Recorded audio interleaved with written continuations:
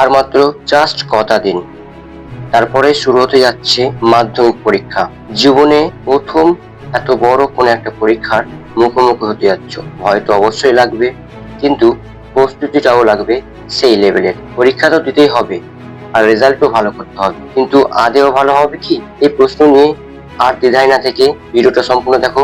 আজ আমি তোমাদের সামনে এমন কয়েকটা পয়েন্ট নিয়ে এসেছি যেগুলো ফলো করলে, মেনে চললে তোমরা অবশ্যই পরীক্ষায় বাজিমাত করবে এবং ভালো রেজাল্ট হবে। চলো আর দেরি না করে শুরু করি।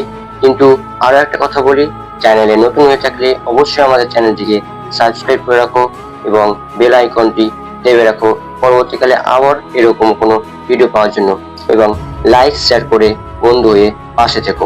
তো আজকে যেটা প্রথম পয়েন্ট, সেটা হচ্ছে ভালো করে প্রশ্নটাকে পড়া। এটা হচ্ছে প্রথম কাজ। পরীক্ষায় দেখবে 15 মিনিট আগেই প্রশ্নপত্রটা তোমাদের দিয়ে দেওয়া হবে। সেই 15 মিনিটে প্রশ্নপত্রটা তোমাদেরকে ভালোভাবে পড়ে নিতে হবে।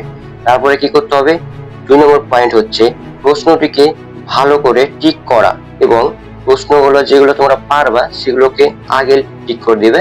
তাহলে কি হবে, পরবর্তীকালে তোমাদের টাইম ম্যানেজমেন্টের সমস্যা হবে না, অনেকটা তোমরা এগিয়ে যাবা যদি ঠিক মতো কোশ্চেন সিলেকশন করতে পারো। অর্থাৎ 2 নম্বর পয়েন্ট যদি আমি বলতে চাই, তাহলে প্রশ্ন টিক করার সাথে সাথে বলতে পারি যে কোশ্চেন সিলেকশন অর্থাৎ প্রশ্ন নির্বাচন। 3 নম্বর যেটা পয়েন্ট হবে সেটা হচ্ছে টাইম ম্যানেজমেন্ট।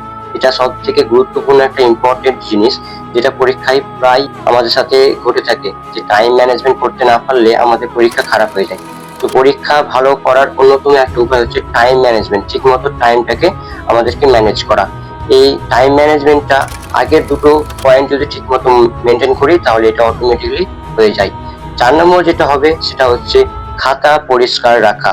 অর্থাৎ লেখা তো পরিষ্কার হতে হবে, লেখা অবশ্যই স্পষ্ট হতে হবে, এবং দূরত্ব বজায় রাখা এবং লেখার যে পরিমাণ সেটা কিন্তু অবশ্যই ভালো পরিষ্কার রাখা। 5 নম্বর পয়েন্ট, খাতা পূরণ করে আসা। অর্থাৎ যে কোনো জিনিস, কোনো একটা কোশ্চেন এসছে, তুমি যদি পারো তাহলে খুবই ভালো, না পারলে তুমি সাদা খাতায় রেখে আসবা না। অবশ্যই পরীক্ষক তোমাকে সাদা খাতায় নাম্বার দেবে না, কিছু লিখে এলে তবেই নাম্বার দেবে। খাতা চেক করার সময় এক্সামিনার অবশ্যই তোমার খাতায় লেখা দেখবে, সাদা খাতায় কিন্তু নাম্বার দেবে না। সুতরাং যেটুকু কোশ্চেন পারছো সেটুকু লিখো, না পারলে কিছুটাও বানিয়ে বানিয়ে হোক, তৈরি করে হোক, লিখে এসো, খাতা ভর্তি করে এসো। অযথা লিখে ছেড়ে আসার থেকে কিছুটা লিখে এলেও যদি কিছু নাম্বার পাও, তবুও রেজাল্ট অবশ্যই ভালো হবে।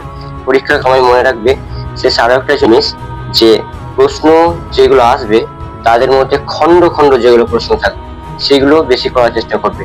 2+3, 2+1+1, এই সমস্ত যে প্রশ্নগুলো থাকে সেগুলো করার চেষ্টা বেশি করতে হবে। কারণ লং কোনো একটা কোশ্চেন, যে একটা প্রশ্ন এসছে যে 5 নম্বরে, তুমি ওটা হাত দিয়েছো, তাহলে ওখানে নাম্বার কাটার স্কোপটা বেশি থাকে। সুতরাং চেষ্টা করবে যেখানে ছোট ছোট খন্ড খন্ড ভাবে কোশ্চেন থাকবে সেটাকে আমরা করব। পরীক্ষা খাতা অবশ্যই ফ্রেশ রাখবে, এক্সামিনার যাতে খাতা দেখে বুঝতে পারে স্টুডেন্টসটা অনেক ভালো স্টুডেন্ট রয়েছে, তাহলে খাতা দেখতে একটু মনোযোগ দেয় এবং ভালোভাবে খাতা দেখে। এবং অনেককে হয়ে যায় কি, গড়ে খাতা পড়ে গেলে নাম্বার পাওয়া যায় না, কিন্তু লিখে এলে গেলে নাম্বার পাওয়া যায়। ওই জন্য বললাম যে অবশ্যই তোমরা খাতা পরিষ্কার করে আসবে এবং লেখায় অবশ্যই আসবে, খাতা ফাঁকা রেখে আসবে না। চলো এই কটা পয়েন্ট তোমরা মনে রাখো, আশা করি অনেক উপকৃত হবে এবং রেজাল্টও ভালো হবে।